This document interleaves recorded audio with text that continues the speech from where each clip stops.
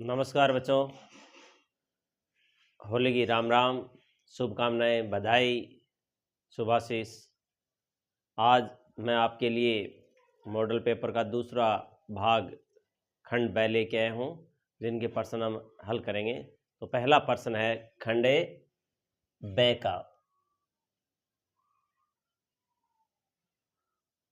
खंडे ब, और इसमें 13 प्रश्न होंगे और प्रत्येक प्रश्न है वो 2 अंक का होगा। ठीक है, तो इसका पहला प्रश्न है, वैसे ये प्रश्न नंबर हो जाएगा 4। उभयधर्मी ऑक्साइड किसे कहते हैं? उभयधर्मी ऑक्साइड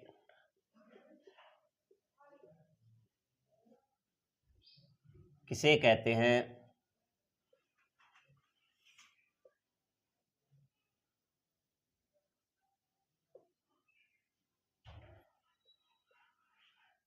दो उदाहरण लिखिए।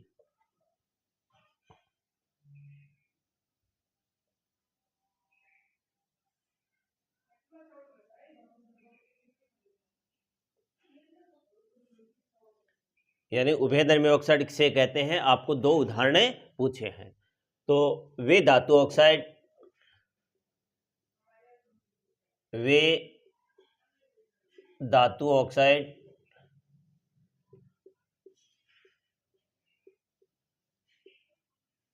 जो अम्ल एवं क्षारक के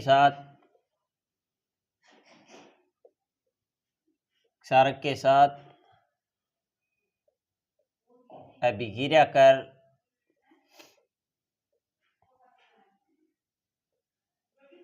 लवण तथा जल बनाते हैं। लवण तथा जल बनाते हैं।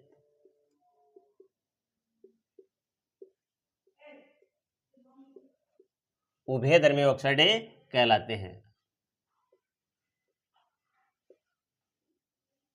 उभयधर्मी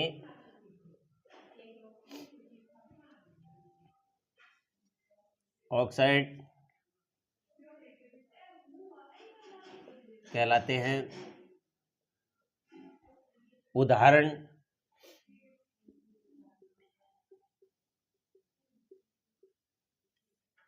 एल्युमिनियम ऑक्साइड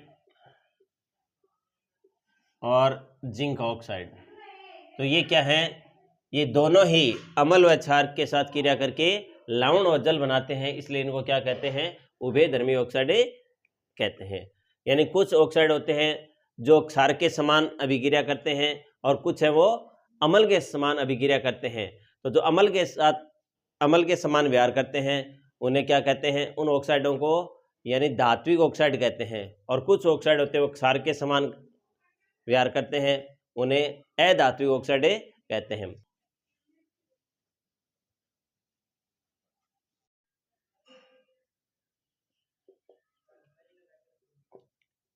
हीरे तथा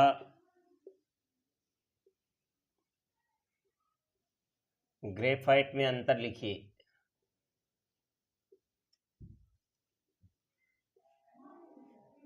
दोनों ही कार्बन के अपरूप हैं।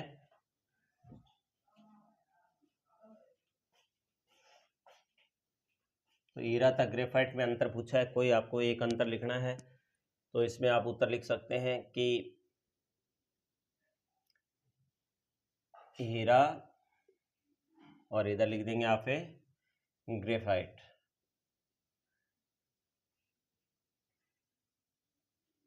तो हीरा क्या होता है? विद्युत का कुचालक होता है। विद्युत का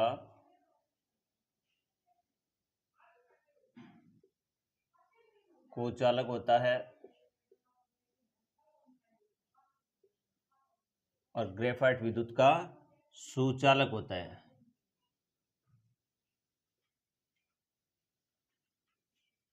हीरा यानी प्रकृति में सबसे कठोर पदार्थ, यानी प्रकृति में पाया जाने वाला सबसे कठोर पदार्थ क्या है? हीरा है। तो हीरा कठोर होता है,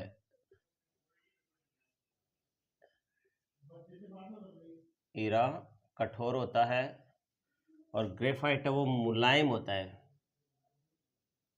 मुलायम यानी नरम होता है।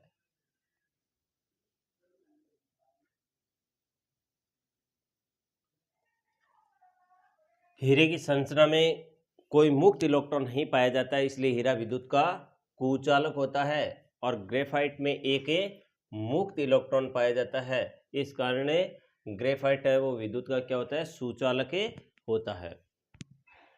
अगला प्रश्न, या परीक्षा में ऐसे प्रश्न भी आ जाए कि कार्बन के अपरूपों के नाम लिखिए, तो कार्बन के 3 अपरूप होते हैं, हीरा, ग्रेफाइट और फुलरिन। ठीक है, और फुलरिन इसको बकीबोले कहा जाता है, जिसमें कार्बन की संख्या 60 होती है। कार्बन के परमाणु की संख्या कितनी होती है? 60 होती है।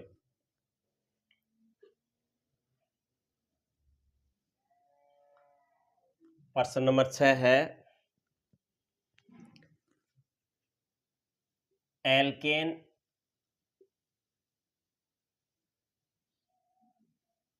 श्रेणी का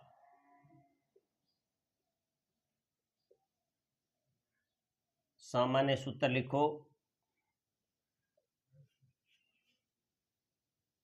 एल्केन श्रेणी का सामान्य सूत्र लिखो। इसके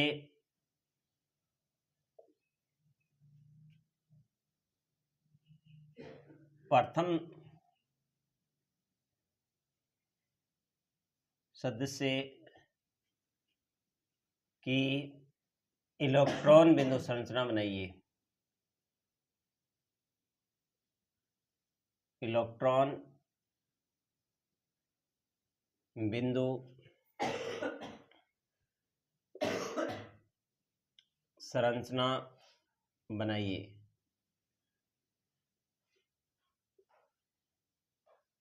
तो एल्केन श्रेणी है, इसका सामान्य सूत्र होता है, ये हाइड्रोकार्बन है, सी और एच लिख देना आप।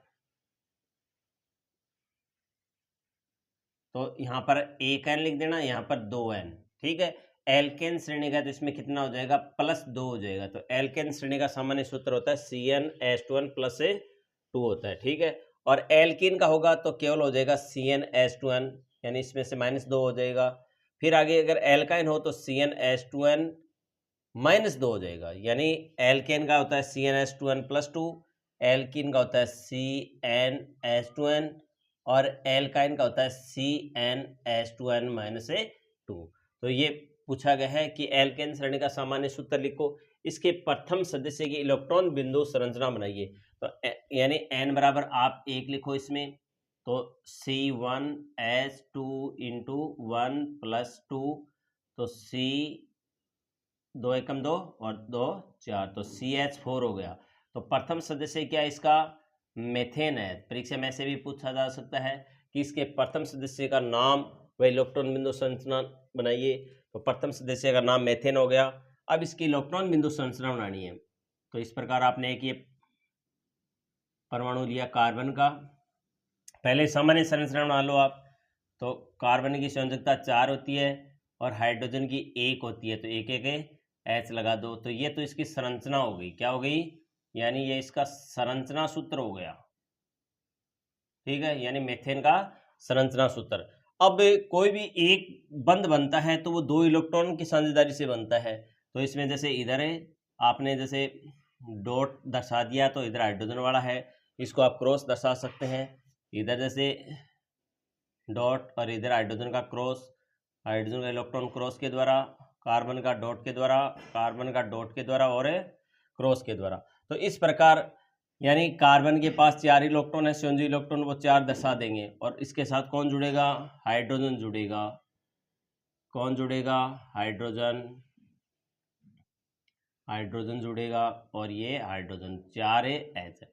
अब ये इलेक्ट्रॉन आपको इस प्रकार यानी दर्शाने हैं, वो कार्बन के भी काम आए और हाइड्रोजन के। जैसे इस इलेक्ट्रॉन को आप दर्शा रहे हैं, तो हाइड्रोजन का आप किसके द्वारा दर्शा रहे हैं? क्रॉस के द्वारा। तो इधर आप क्रॉस कर देंगे और इधर डॉट, हाइड्रोजन का क्रॉस और इधर डॉट, इधर डॉट और इधर है क्रॉस, और इसी तरीके से एच ये यहाँ लिख दो, तो हाइड्रोजन का तो क्रॉस हो जाएगा और ये डॉट। तो इस प्रकार प्रत्येक हाइड्रोजन परमाणु के पास दो दो इलेक्ट्रॉन हो गए, तो इसका भी विन्यास है वो हीलियम जैसा हो गया, तो ये भी उत्कृष्ट गैस विन्यास प्राप्त कर लिया है। इसी तरीके से कार्बन के पास से 4 इलेक्ट्रॉन थे संयुग कोश में, लेकिन अब कितने हो गए, 2 2 4 2 6 2 8, तो इसका अष्टक क्या हो गया, पूर्ण हो गया है। और परमाणु स्थायित्व प्राप्त करने के लिए क्या करते हैं, इलेक्ट्रॉन की साझेदारी करते हैं। तो ये मेथेन की इलेक्ट्रॉन बिंदु संरचना है, मेथेन की इलेक्ट्रॉन बिंदु संरचना। तो आपके कोर्स में मेथेन, एथेन इन सब की है, तो वो सब आप अभ्यास कर लेना। एथिन की भी है, यहां से प्रश्न पक्का आएगा, ठीक है। तो अगला प्रश्न है बच्चों, प्रश्न नंबर 7, किसी समूह में ऊपर से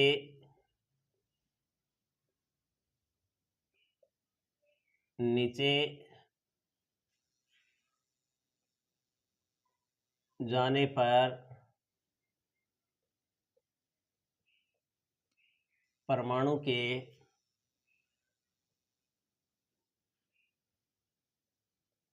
आकार पर क्या प्रभाव पड़ता है।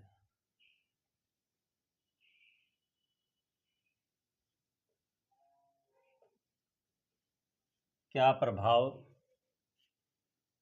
पड़ता है और क्यों।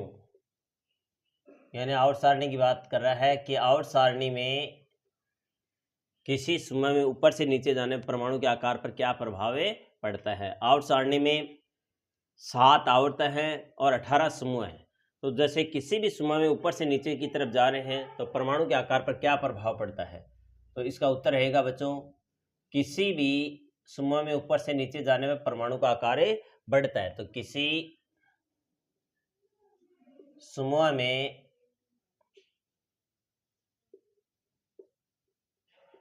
ऊपर से नीचे जाने पर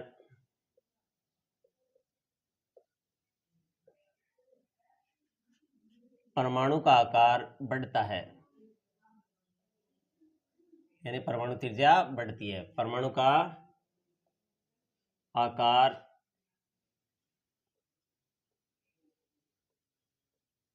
बढ़ता है। अब इसका कारण क्या है कि किसी समूह में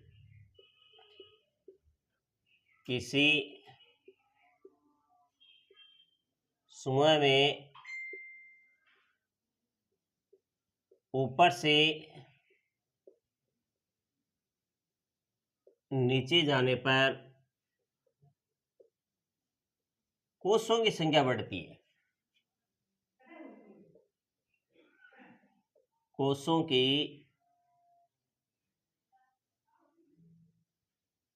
संख्या बढ़ती है,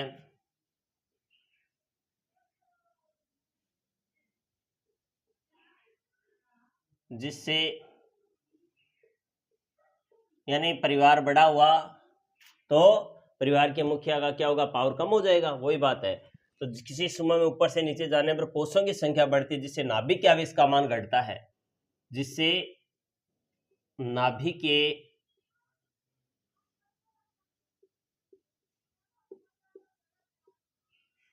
आवेश का मान घटता है। और साथ में क्या होता है नाभिक तथा बाह्यतम इलेक्ट्रॉन के मध्य की दूरी बढ़ती है, दूरी बढ़ती है। फलस्वरूप क्या होता है, परमाणु का आकार बढ़ जाता है, फलस्वरूप परमाणु का आकार बढ़ जाता है। परमाणु का आकार बढ़ जाता है। जैसे बात करें हम पहले समूह की, तो पहले समूह में जैसे हाइड्रोजन है लिथियम है, नागन सोडियम हेलिना के और के रबे से फरियाद। तो इसमें जैसे पहला जो समूह है, इसमें पहला तत्व क्या है, हाइड्रोजन है।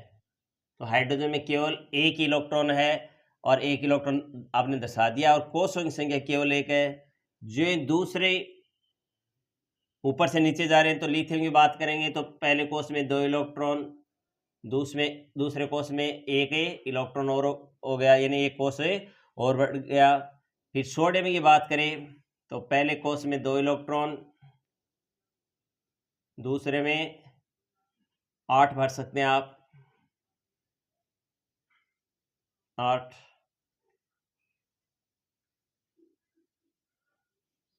और 11, 2 8 10 11। तो इस प्रकार प्रत्येक ऊपर से नीचे की तरफ जा रहे हैं, तो यानी एक नया कोष जुड़ रहा है, तो इसे परमाणु का आकार क्या है, बढ़ जाता है। वही बात है, जो जो परिवार का आकार बड़ा होगा तो परिवार का मुख्य उसका पावर क्या होता जाएगा, कम होता जाएगा, और परमाणु का आकार क्या हो जाएगा, यानी बड़ा हो जाएगा, परिवार का आकार बड़ा हो जाएगा, परिवार यानी टूटेगा। तो वही चीज है कि समूह में ऊपर से नीचे जाने पर परमाणु का आकार बढ़ता है, क्योंकि ऊपर से नीचे जाने पर कोषों की संख्या बढ़ रही है, परिवार बढ़ रहा है, ठीक है, सदस्यों की संख्या बढ़ रही है, और नाभिक के आवेश मुख्य है उसका परिवार, यानी उसका पावर है वो क्या रहा है, यानी घट रहा है, यानी नाभिक के आवेश का मान है घटता है।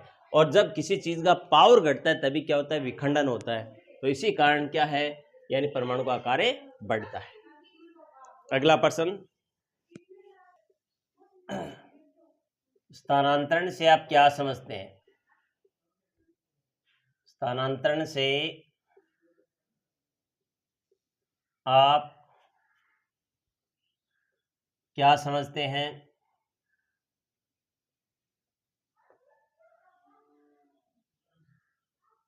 यह पौधे के कौन से भाग के द्वारा होता है? कौन से भागों के द्वारा होता है? भागों के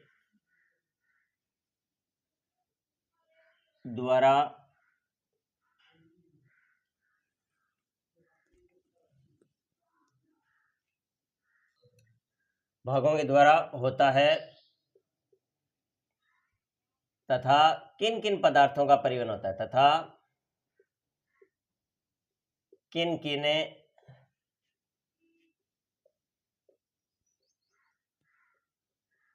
पदार्थों का स्थानांतरण या परिवहन होता है।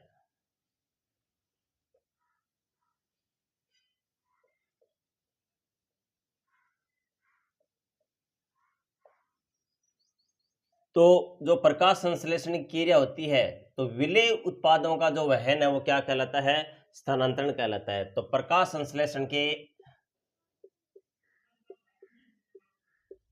फोटोसिंथेसिस, प्रकाश संश्लेषण के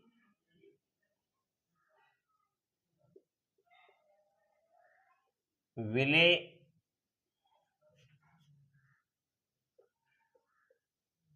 उत्पाद का वहन क्या कहलाता है, स्थानांतरण कहलाता है।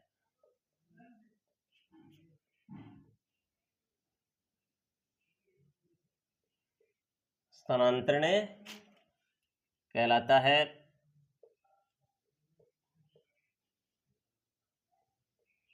यह फ्लोएम के द्वारा होता है।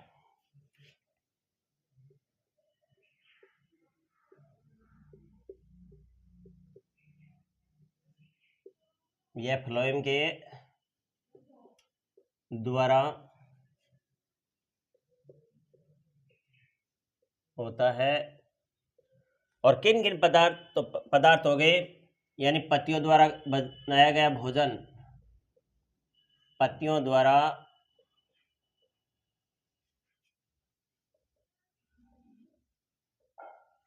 बनाया गया भोजन तथा एमिनो अम्ल का परिवहन होता है, तथा एमिनो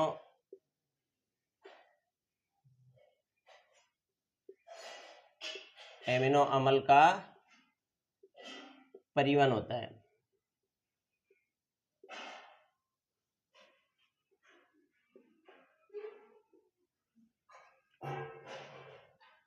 ये पौधे के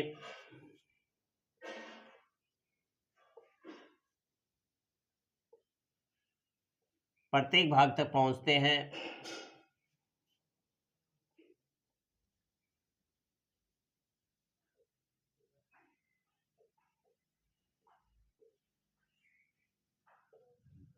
तथा कुछ जगह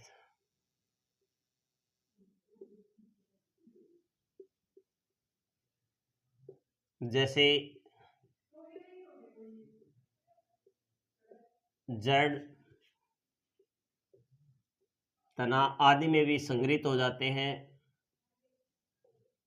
आदि में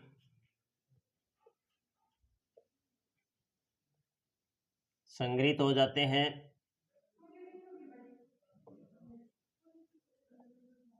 जो बसंत ऋतु में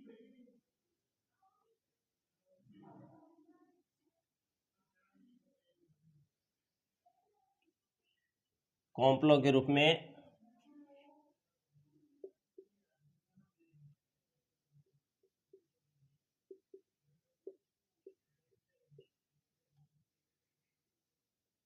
बाहर निकलते हैं। तो इस प्रकार ये प्रश्न है, अच्छा प्रश्न है, आप इसको याद कर सकते हैं।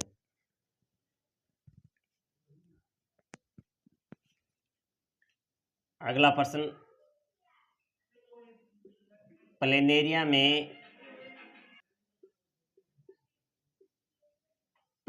में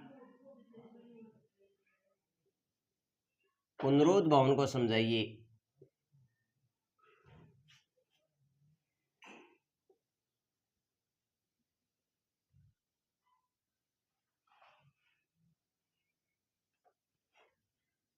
तो हाइड्रा और प्लेनेरिया में पुनरुद्ध भवन पाया जाता है। हाइड्रा और प्लेनेरिया में पुनरुद्ध भवन होता है। तो अगर किसी भी जीव के अगर आप 2 या 3 टुकड़े कर देते हैं तो प्रत्येक भाग से अगर नए जीव का निर्माण हो जाता है तो इसे पुनरुद्ध भवन कहते हैं। या खोए हुए या नष्ट हुए अंगों का पुनः विकसित हो जाना क्या कहलाता है? पुनरुद्ध भवन कहलाता है। तो पुनरुद्ध भवन यदि प्लेनेरिया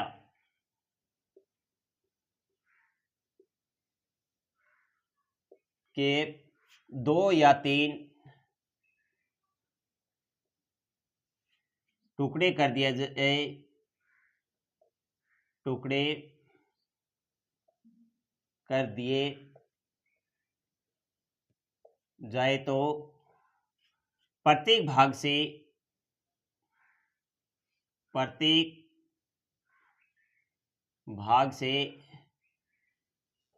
नए जीव का निर्माण हो जाता है। नए जीव का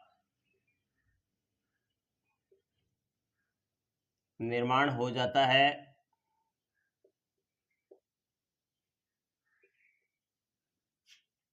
इसे पुनरुद्ध भवन कहते हैं।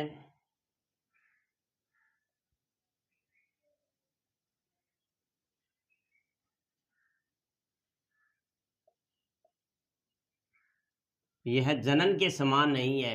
यह जनन के समान नहीं है, क्योंकि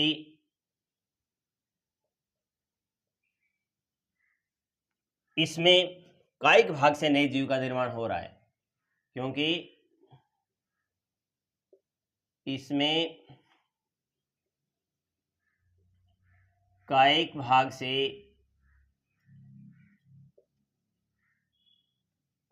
नए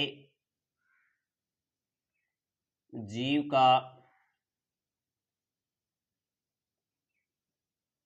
निर्माण हो रहा है। इसका चित्र भी बना सकते हैं आप। तो इस प्रकार एक प्लेनेरिया का चित्र बना देना।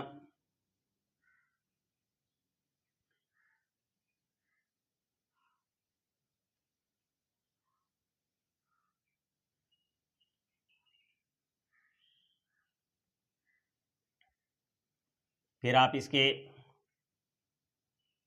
3 खंड कर देना।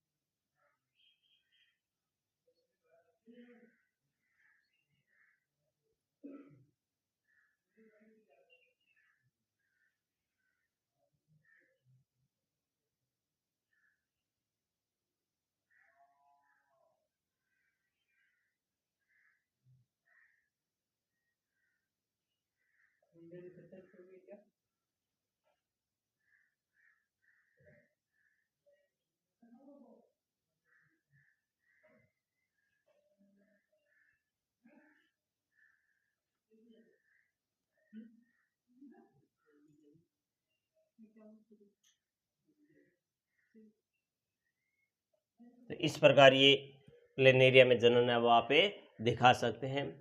इसी तरीके से हाइड्रा में मुकुलन विधि द्वारा जनन होता है। परागण किसे कहते हैं?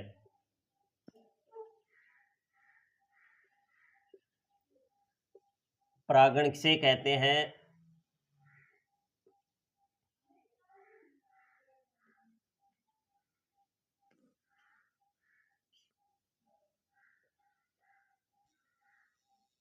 पराग कणों के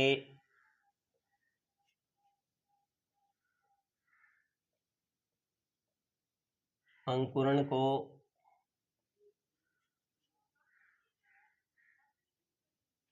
चित्र द्वारा समझाओ।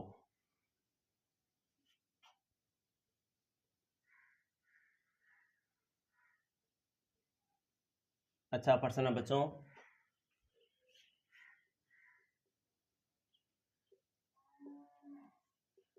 तो सबसे पहले आप क्या करेंगे? आप यानी पुष्प का चित्र बनाएंगे।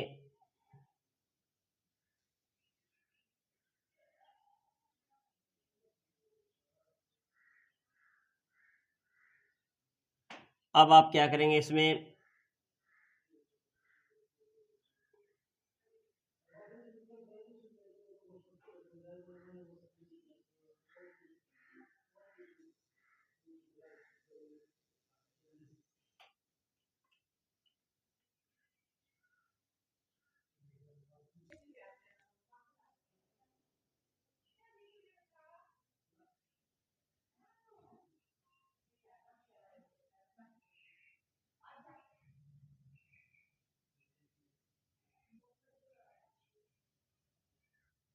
ये परागनलिका है।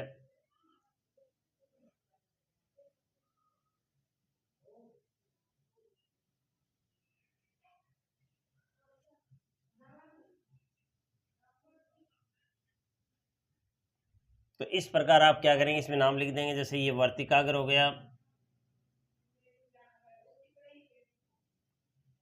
ये वर्तिका हो गया, और ये परागकण का अंकुरण हो गया।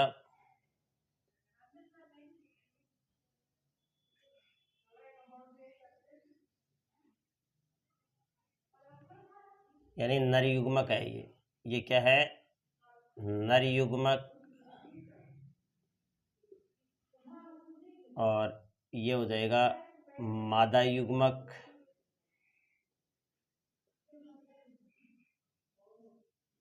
ये अंडा से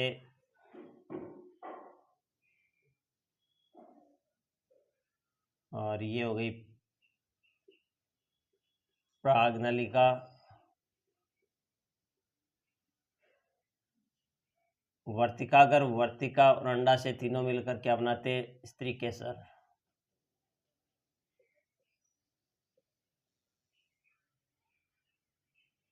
ठीक है। और नर युग्मक है वो क्या है? पुंकेसर। तो इस प्रकार ये प्राग्नलिका का परागकणों का अंकुरण है वो प्राग्नलिका के ऊपर दिखा सकते हैं। अब परागण किसे कहते हैं? तो पराग कोश से, जैसे जो पुष्प होता है उसका जो पुंकेसर होता है उसके ऊपर जो कण होते हैं, परागकोश होता है, उसके अंदर परागकण होते हैं। तो परागकोश से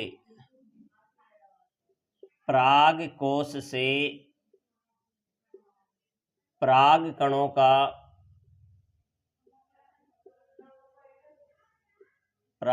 का वर्तिकाग्र तक पहुंचना,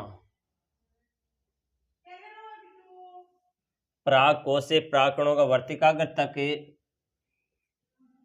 पहुंचना क्या कहलाता है? परागण कहलाता है।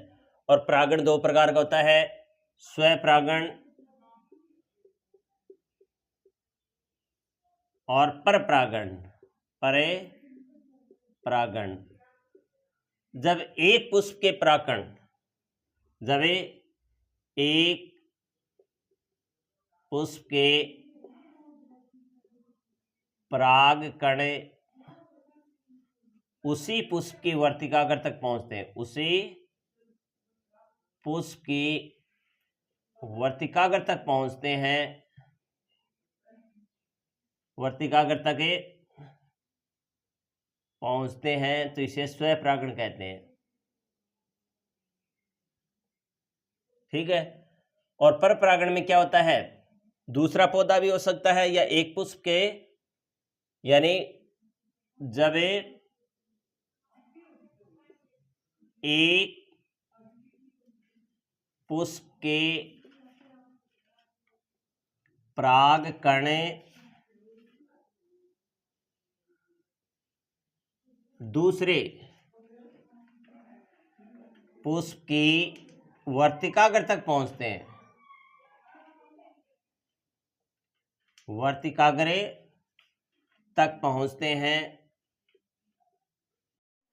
यह प्रश्न ऐसे भी आ सकता है कि एकलिंगी पुष्प से कहते हैं और उभयलिंगी पुष्प से कहते हैं। जब किसी भी पुष्प में यानी नर जनांग और मादा जनांग दोनों पाए जाते हैं तो उन्हें उभयलिंगी पुष्प कहते हैं, जैसे धतूरा है। और जब किसी भी पुष्प में नर जनांग या मादा जनांग दोनों में से कोई एक पाया जाता है तो उसे एकलिंगी पुष्प कहते हैं, जैसे ककड़ी है, मतीरा है और पपीता है। ठीक है, तो ये भी आपको याद करना है। अब अगला प्रश्न है,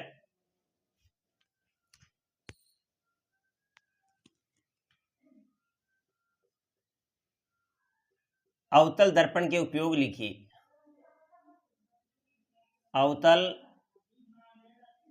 दर्पण के उपयोग लिखिए।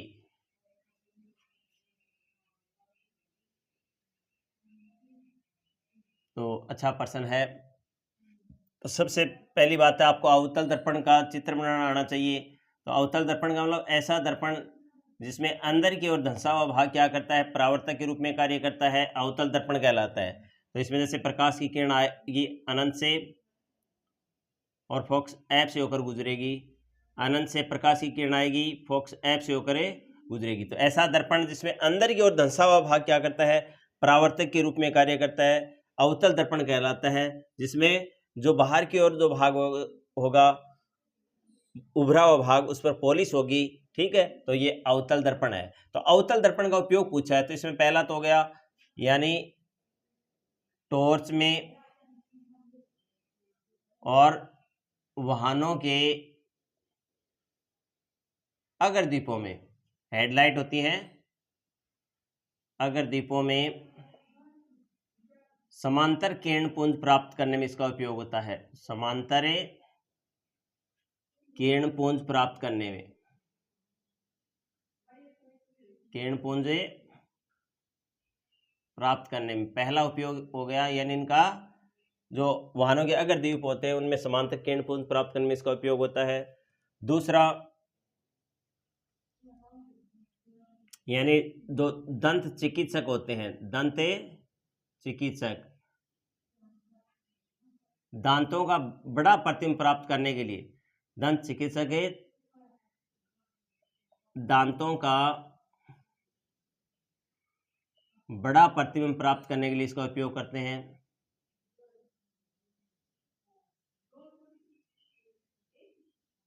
प्राप्त करने के लिए इसका उपयोग करते हैं, ठीक है। और तीसरा, जो सौर दर्पण होता है, सौर दर्पणों में इसका उपयोग प्रकाश को, यानी सूर्य के प्रकाश को एक जगह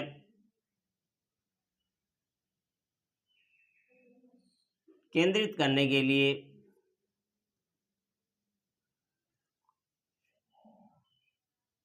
इसका उपयोग होता है, यानी अवतल दर्पणों का उपयोग होता है। सौर दर्पणों में इसका उपयोग प्रकाश को केंद्रित करने के लिए होता है।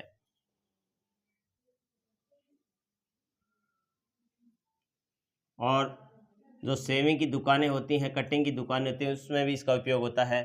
तो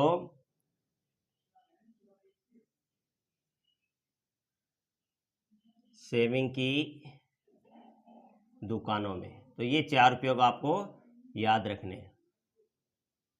अब अगला प्रश्न रहेगा, 4 ओम प्रतिरोधक से प्रति सेकंड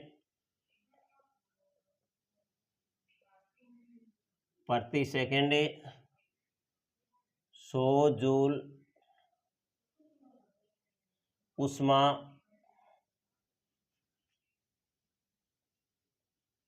उत्पन्न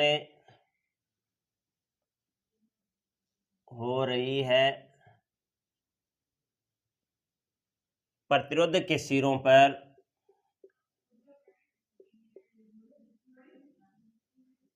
प्रतिरोधक के सिरों पर उत्पन्न विभवांतर ज्ञात कीजिए।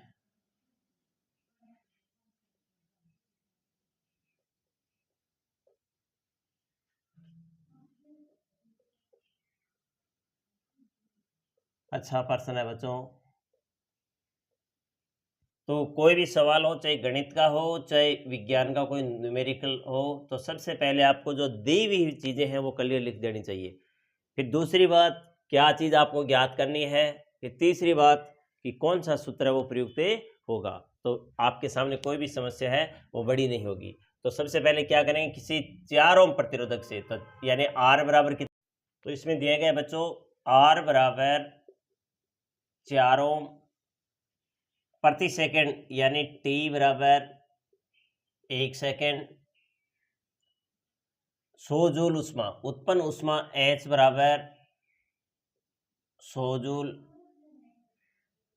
तो प्रतिरोध के सिरों उत्पन्न विभवांतर ज्ञात कीजिए, आपको V पूछा गया है, ठीक है। तो जूल के तापन नियम से, जूल के तापन नियम से, जूल का तापन नियम क्या है, यानी किसी भी तार में से उत्पन्न उष्मा H I²RT के समानुपाती होती है। यानी H बराबर क्या होता है, I²RT होता है, यानी उत्पन्न उष्मा प्रवाहित विद्युत धारा के वर्ग के समानुपाती होती है। तार के प्रतिरोध के समानुपाती होती है और जितने समय तक प्रवाहित होती है उसके भी क्या होती है, समानुपाती होती है। तो ये जूल का तापन नियम है, इससे हम हल करेंगे। तो इसमें आपको क्या क्या दिया गया है, एच दिया गया है, तो एच का मान लिख लो 100, आई का मान नहीं दिया गया है तो आई स्क्वायर लिख दो, आर का मान कितना है 4, टी का मान कितना है 1। अब आपको आई स्क्वायर का मान ज्ञात करना पड़ेगा, तो आई स्क्वायर बराबर क्या हो जाएगा, 100/4 हो गया। 100/4 का मतलब 25। तो ये आई स्क्वायर का मान है, आई स्क्वायर बराबर 25, तो आई बराबर हो जाएगा √25 और 25 का अंडर कितना आता है 5। तो 5 एम्पियर दर आ गई।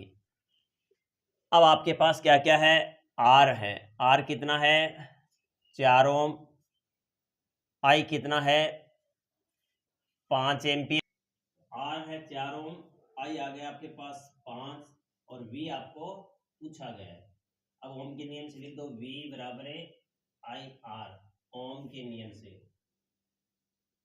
ओम के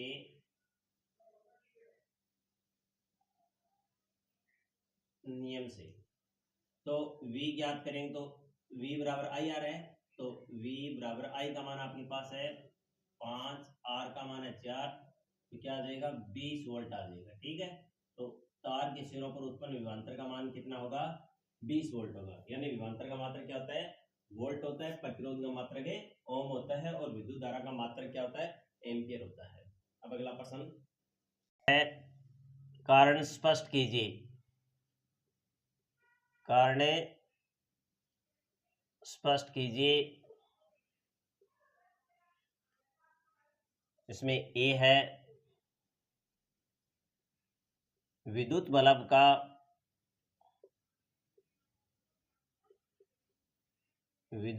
का तापन तंतु टंगस्टन का ही क्यों बना होता है।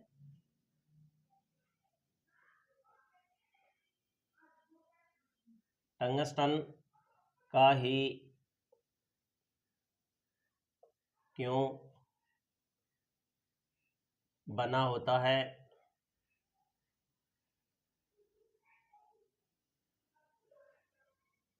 तो इसका उत्तर रहेगा, विद्युत बल्ब का जो तापन तंतु है वो यानी टंगस्टन का इसलिए बना होता है क्योंकि इसका जो गलनांक होता है वो काफी उच्च होता है। तो इसका गलनांक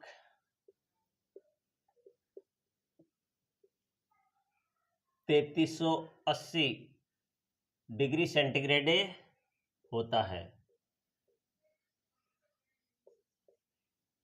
जो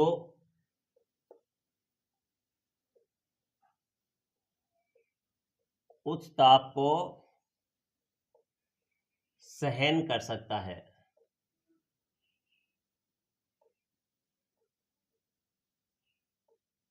इसलिए इसका जो तापन तंतु है वो टंगस्टन का ही बना होता है क्योंकि इसका गलनांक है वो क्या होता है, काफी उच्च होता है, जो उस ताप को सहन कर सकता है, वरना ये बार बार पिघल जाएगा। इसका दूसरा पार्ट है, घरों में विद्युत व्यवस्था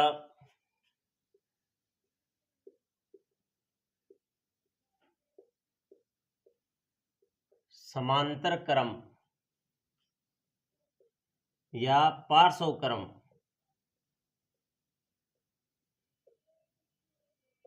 में क्यों की जाती है। या ऐसे आ जाता है कि घरों में जो विद्युत व्यवस्था है वो किस क्रम में की जाती है, तो उत्तर होता है पार्श्व क्रम में। और क्यों, तो इसका उत्तर है कि अगर पार्श्व क्रम में विद्युत साधित्रों को संयोजित करेंगे तो उनको समान वोल्टता मिल जाएगी। ठीक है, तो पहला तो इसका रीजन हो गया, सभी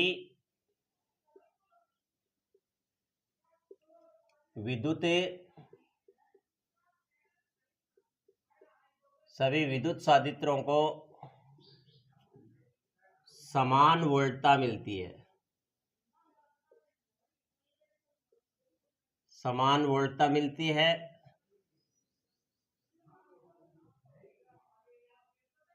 और जितनी विद्युत धारा की आवश्यकता होती है उतनी उनको विद्युत धारा मिल जाती है। तो सभी विद्युत साधनों समान वोल्टता मिलती है और आवश्यकता के अनुसार विद्युत धारा उपलब्ध हो जाती है। आवश्यकता अनुसार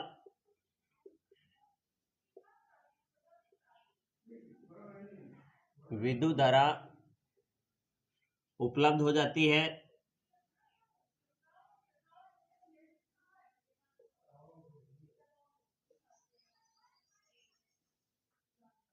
और तीसरा है कि अगर कोई भी एक उपकरण खराब हो गया तो बाकी उपकरणों पर कोई प्रभाव नहीं पड़ता है। तो अगर एक उपकरण परिपथ में खराब हो गया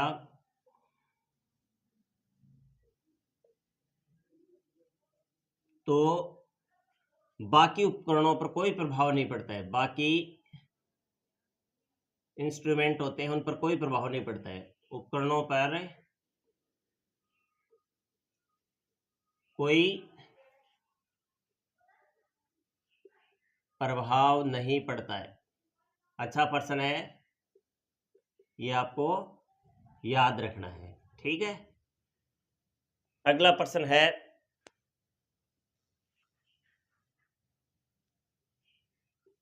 विद्युत चुंबकीय प्रेरण को समझाइए। विद्युत चुंबकीय प्रेरण को समझाइए।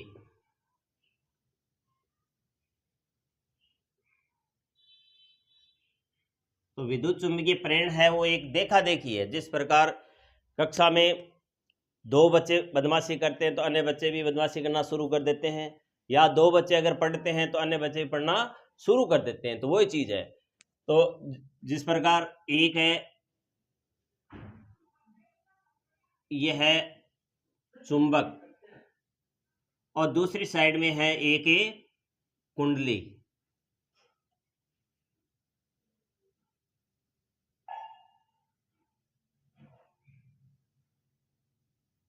ठीक है। तो यह है एक छड़ चुंबक, ये क्या है, एक छड़ चुंबक है और ये है एक कुंडली। तो जब एक छड़ चुंबक व कुंडली के मध्य सापेक्ष गति होती है, जब छड़ चुंबक व कुंडली के मध्य सापेक्ष गति होती है तो कुंडली से संबंध चुंबकीय फ्लक्स के मान में क्या हो जाता है, परिवर्तन हो जाता है।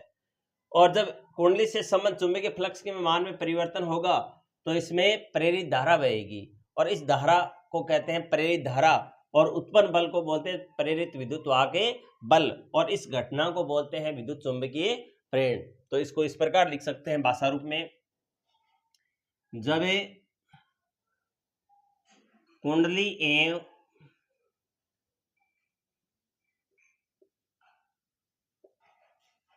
चुंबक के मध्य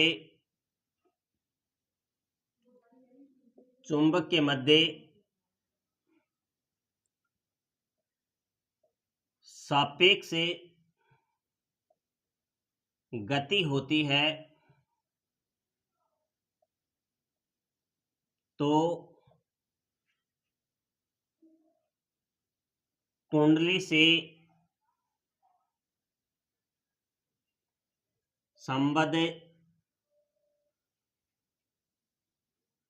चुंबकीय फ्लक्स के मान में परिवर्तन होता है, यानी चुंबकीय क्षेत्र से गुजरने वाली बलरेखाओं की संख्याओं में परिवर्तन होता है, उसे क्या कहते हैं, चुंबकीय फ्लक्स कहते हैं। तो जब कुंडली एवं चुंबक के मध्य सापेक्ष गति होती है तो कुंडली से संबंध चुंबकीय फ्लक्स के मान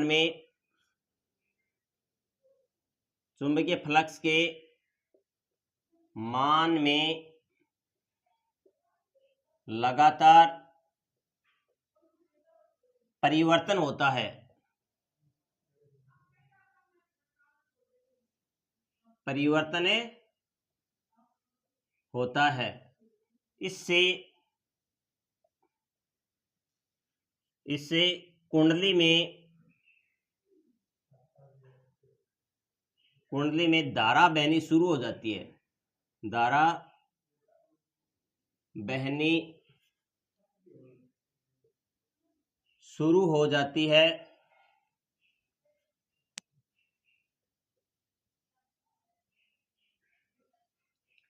इस धारा को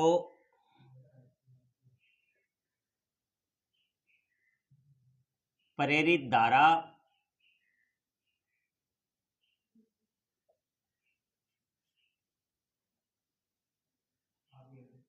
उत्पन्न बल को प्रेरित विद्युत वाहक बल तथा इस घटना को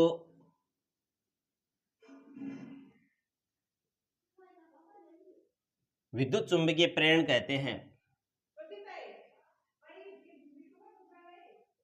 विद्युत चुंबकीय प्रेरण कहते हैं। और विद्युत चुंबकीय प्रेरण से संबंधित घटनाओं का जो अध्ययन है वो माइकल फेराडे ने किया था। माइकल फेराडे ने किया। और आपको चुंबकीय फ्लक्स की परिभाषा और बता देता हूं। चुंबकीय फ्लक्स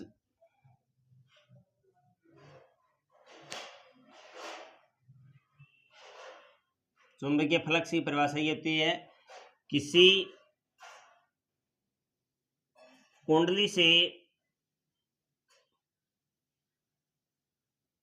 कुंडली से गुजरने वाली बल रेखाओं की संख्याओं को, बल रेखाओं या क्षेत्र रेखाओं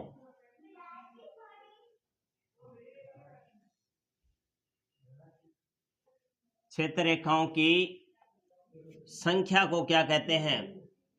चुंबकीय फ्लक्स कहते हैं। किसी कुंडली से गुजरने वाली बल रेखाओं या क्षेत्र रेखाओं की संख्या को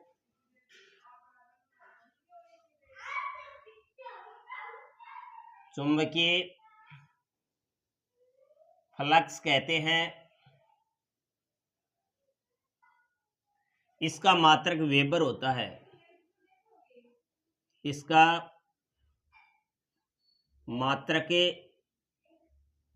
वेबर होता है।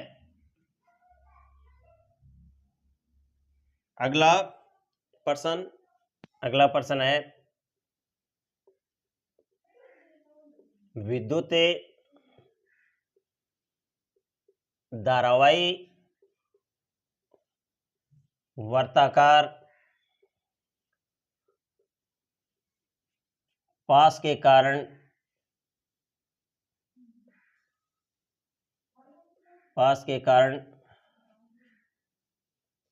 उत्पन्न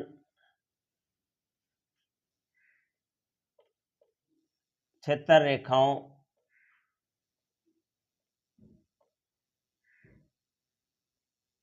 का निरूपण कीजिए।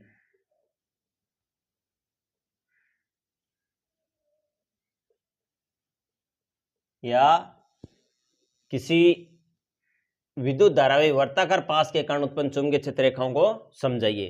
तो सबसे पहले आप क्या करेंगे, एक तार लेंगे और उसका वर्ताकार लूप बना लेंगे।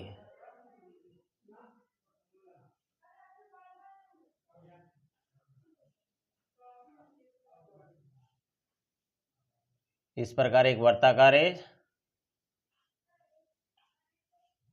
लूप बना लेंगे और यहाँ पर उत्पन्न जो चुंबकीय क्षेत्र है, चुंबकीय क्षेत्र के कारण उत्पन्न सकेंद्रीय वर्त बना लेंगे।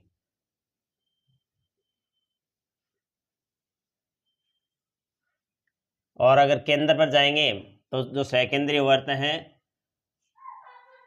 ये एक सीधी रेखा के रूप में हो जाएंगे, और जो जो हमें यानी केंद्र की तरफ बढ़ेंगे तो सकेंद्रीय वर्तों का आकार है वो बढ़ता जाएगा।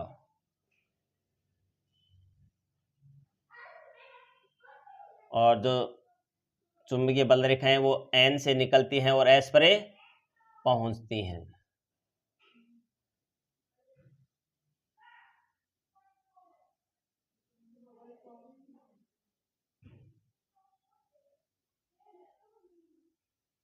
तो इस प्रकार एक वर्ताकार पाशी कण उत्पन्न चुंबकीय क्षेत्र का निरूपण हमें कर सकते हैं। तो भाषा रूप में भी हम लिख सकते हैं कि जब किसी तार को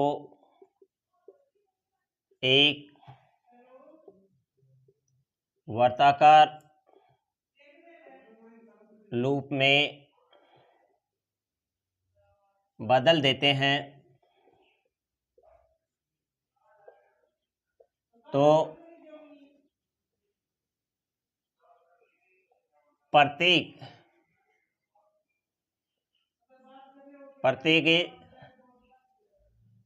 तार में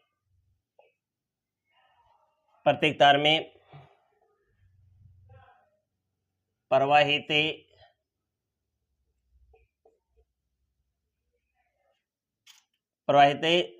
धारा के कारण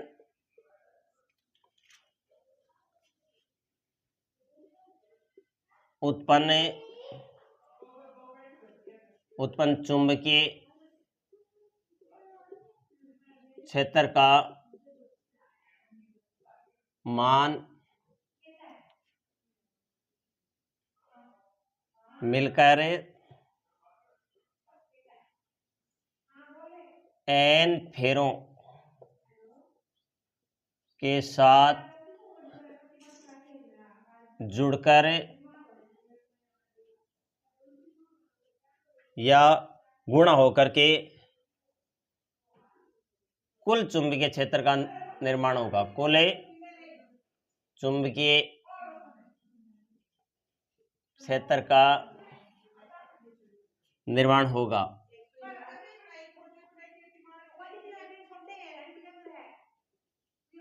जैसे इसमें एन फेरे हैं तो एन फेरे के साथ जितने भी इसमें जो चुंबकीय क्षेत्र उत्पन्न हो रहा है वो गुणा हो जाएगा, या प्रत्येक फेरे में उत्पन्न चुंबकीय क्षेत्र मिलकर के सब जितने फेरे हैं उनका चुंबकीय क्षेत्र मिलेगा और कुल चुंबकीय क्षेत्र का निर्माण हो जाएगा। कहने वाला किसी तार को एक वर्ताकार पाश में बदल देते हैं तो प्रत्येक तार में प्रवाहित धारा के कारण उत्पन्न चुंबकीय क्षेत्र का मान मिलकर एन फेरों के साथ जुड़कर कुल चुंबकीय क्षेत्र का मान का निर्माण होगा। ठीक है। और अगला प्रश्न है फ्लेमिंग का बाएं हाथ का नियम क्या है। फ्लेमिंग का बाएं हाथ का नियम क्या है।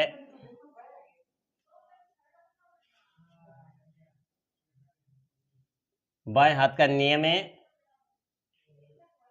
क्या है।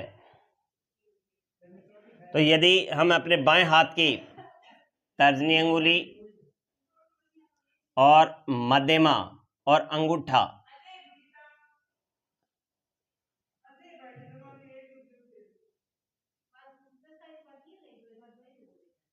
तीनों को परस्पर इस प्रकार लंबवत फैलाए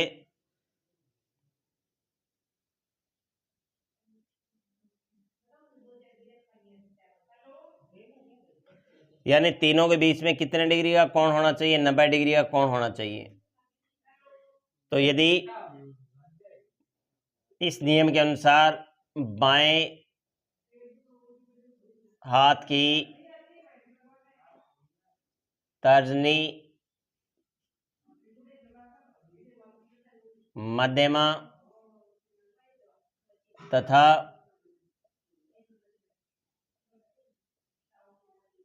अंगूठे को परस्पर इस प्रकार लंबवत फैलाए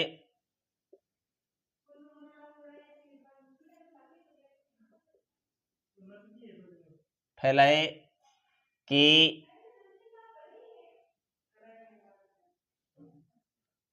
अंगूठा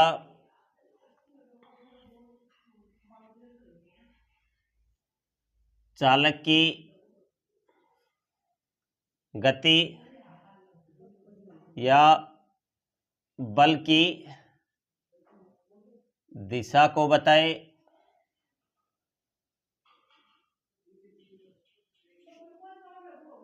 तर्जनी चुंबकीय क्षेत्र को बताए।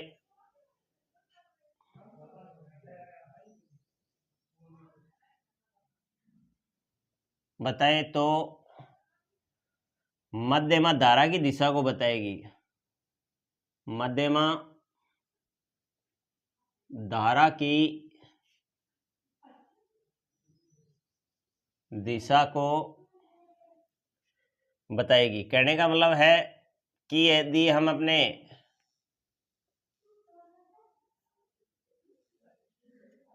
यदि हम बाएं हाथ की तर्जनी मध्यमा और अंगूठे को इस प्रकार परस्पर लंबवत फैलाएं कि तर्जनी अंगुली चुंबकीय क्षेत्र की दिशा को बताए, मध्यमा धारा की दिशा को बताए, तो अंगूठा है वो बल की दिशा या चालक की गति की दिशा को बताएगा। यह फ्लेमिंग का बाएं हाथ का नियम है। अंतिम प्रश्न है खंड बी का।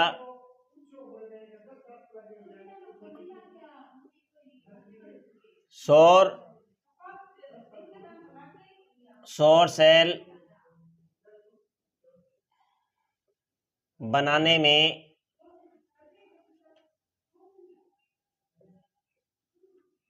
किसका उपयोग होता है?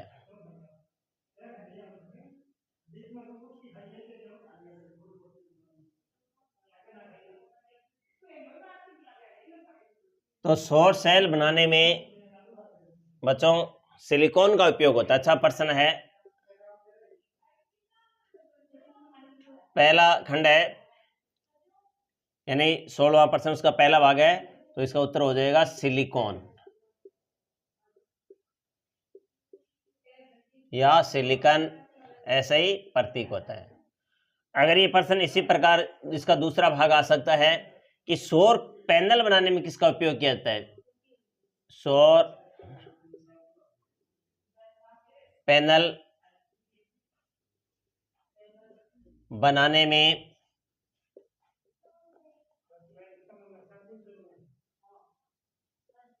किसका उपयोग होता है?